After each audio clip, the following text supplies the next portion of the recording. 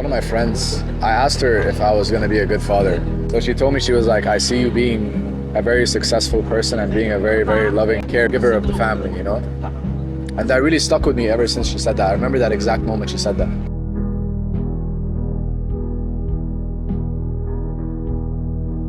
I grew up my entire life without a father present.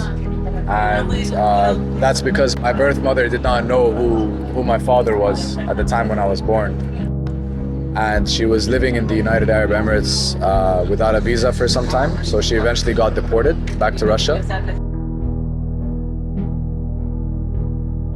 But sometimes I really do want that feeling of having a father, bro. That feeling of being heard, not being invisible, you know, and feeling acknowledged, you know. Because it's sort of like I have to be that person for myself, you know. So she decided to keep me with one of her close friends at the time in the UAE, and that woman was named Diane. She's a Syrian lady. She was the most generous person I know, you know. She really, it didn't matter who you were, she always tried to give, you know. She always made people feel important in her life, even though, you know, they may not feel that way about themselves. She found a way to make them feel appreciated and to make them feel like they had a home somewhere. So Diane took guardianship over me, and I lived with her my entire life up until the age of 17, where she passed away. A week after she passed away, I went to university. I completed my degree, and I've been working since June. If I were to have a father figure, I'd want them to be good, you know?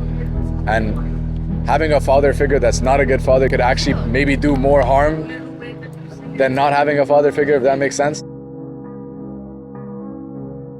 And I've only experienced 3 situations which I'm forever grateful for, where like someone who's old enough to be a father and is respectable has told me that they're proud of me, you know? And I'm so grateful for that, because I feel like people with fathers maybe like take that for granted, you know?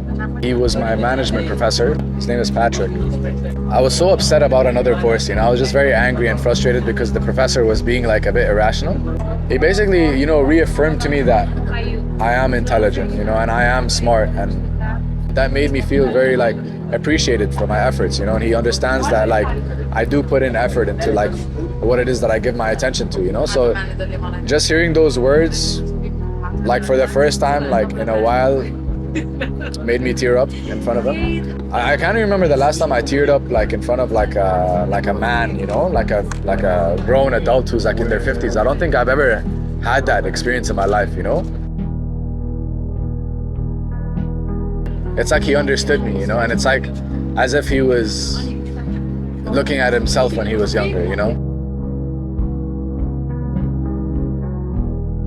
The type of father I want to be is, you know, a present father, like someone whose children is always going to remember them being there for them. When they're a young age, to them wanting to like sleep on the same bed as me, and you know, they'll always remember me being there for them at any moment. Because I feel like, you know, when I hear from a lot of people who talk about their parents, they feel like even though they were with them in the same household, they just felt like they weren't actually there with them, you know, emotionally.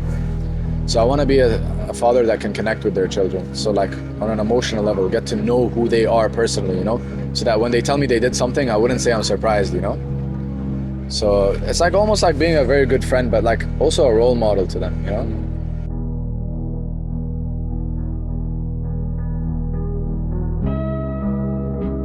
I want to be able to make sure they have a great moral compass, you know, to always strive to be a better person, to like make them believe that it's in their own self-interest to want to uplift others, to want to like maintain good relationships, to always have this like ongoing strive of putting positivity into the world.